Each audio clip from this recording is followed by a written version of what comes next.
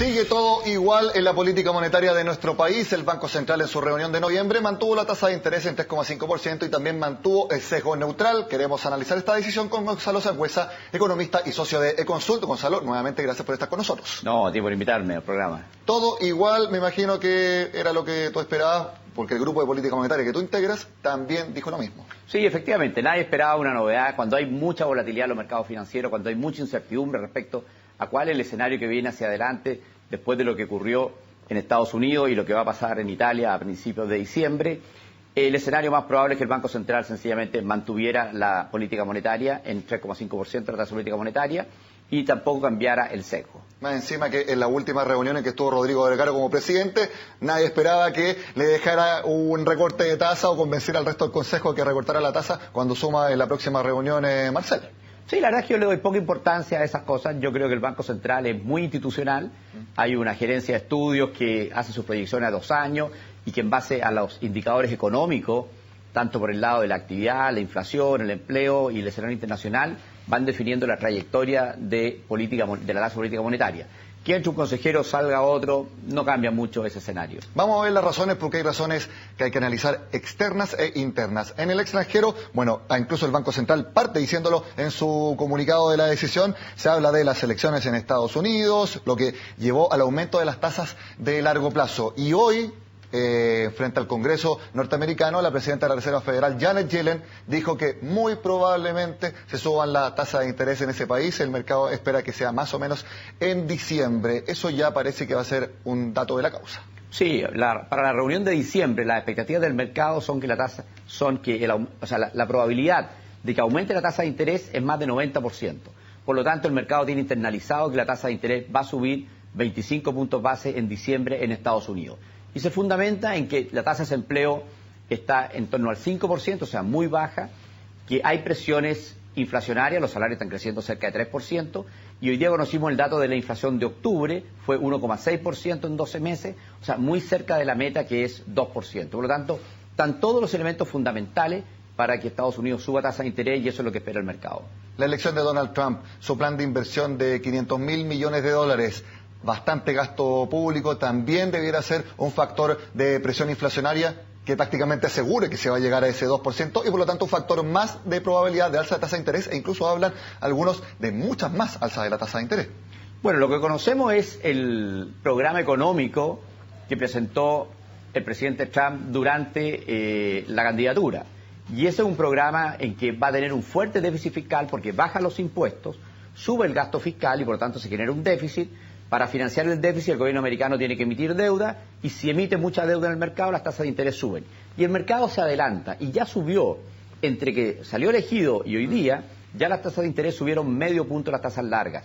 Una vez que conozcamos el equipo económico y conozcamos lo que realmente va a hacer, que puede ser o algo distinto, ¿no es cierto?, de lo que presentó, es probable que se dé un escenario incluso de mayor aumento de las tasas de interés largas en Estados Unidos. De hecho, lo vimos en el programa, se espera que el dólar pueda estar en 690 pesos de acá a fin de año, subió 25 pesos desde la semana pasada, únicamente con estos factores que estábamos conversando. Sí, bueno, es una cosa que el comunicado del Banco Central hoy día reconoce, es que las condiciones financieras para las economías emergentes, donde está Chile, han empeorado.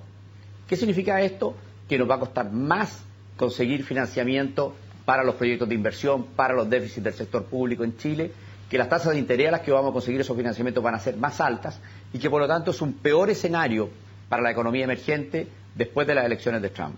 Exactamente, y bueno, y que las personas se preguntarán qué importa lo que haga la Reserva Federal en Estados Unidos si sube la tasa de interés con nuestro Banco Central. Claro que importa, porque si se dispara el dólar, sube la presión inflacionaria en nuestro país y ahí el Banco Central no tendría tanto margen para hacer un recorte de la tasa de interés, que es lo que esperaba el mercado con fuerza, pero antes de todos estos fenómenos en Estados Unidos. Bueno, antes de que fuera la elección... Es como antes de Trump y luego post-Trump, sí, así se puede definir. Trump, el mercado en Chile esperaba que el Banco Central de Chile bajara la tasa de interés 0,5 puntos el 2017. O sea, una baja de 50 puntos base, llevarla de 3,5 a 3. Después de las elecciones, el mercado no espera que el Banco Central baje la tasa de interés. Y como tú bien dices, una de las razones es que al subir el valor del dólar en Chile, el valor del dólar estaba bajo 650, se está llegando a niveles de 680, o sea, eso es una depreciación casi del 5%, eso se va a traducir en parte en aumentos de precios y por lo tanto esta inflación que venía bajando ya no va a bajar. Por lo tanto, podríamos esperar status quo al menos en la tasa de interés por parte del Banco Central para las próximas reuniones. Sí, lo que el mercado espera hoy día, y eso también son nuestras proyecciones, es que la tasa de interés se va a mantener en 3,5% hasta fines del 2017. Porque toda la caída de inflación tenía que ver con la apreciación del dólar. Eso hizo que los precios de los bienes importados en Chile bajaran y eso bajó la inflación. Pero la inflación de servicios siempre ha estado sobre el 4%. El último dato, que fue de octubre, fue 4,1%. Y esa es la inflación más dura. Y esa no había bajado todavía. Por lo tanto, si se revierte, si sube el valor del dólar, sube la inflación de los bienes transables, de nuevo vamos a tener inflaciones más altas.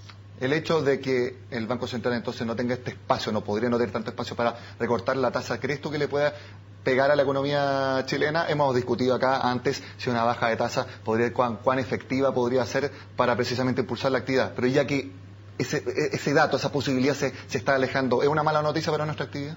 Bueno, obviamente que es una mala noticia que el Banco Central no pueda ser más agresivo con la tasa de interés, porque si pudiese llevar la tasa de interés a 2% o a 1,5%, eso sería expansivo para la economía. Pero uno eso lo puede hacer si solo si tiene controlada la inflación. Y el Banco Central en los últimos 3 años no ha logrado tener controlada la inflación. Quisiera un tema que tiene que ver con esto, pero un poco adyacente. Se espera, y la teoría económica dice que en los países donde haya más tasa de interés conviene llevar capitales porque hay mayor retorno. Se espera que eso suceda si es que Estados Unidos empieza a subir la tasa de interés. ¿Podríamos esperar un mayor flujo de capitales desde Chile, desde América Latina, hacia Estados Unidos únicamente por esta variable? Sí, eso ya está ocurriendo. O sea, los mercados de capitales se anticipan. Y cuando tú ves que en una semana subió el valor del dólar americano respecto a todas las monedas, ¿qué produjo eso?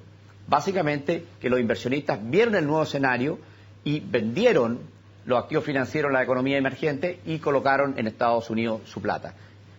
Acuérdate que esto se hace básicamente apretando un botón, o sea, muy rápido. Y por lo tanto el mercado se anticipa y ya el mercado hizo parte de esa jugada.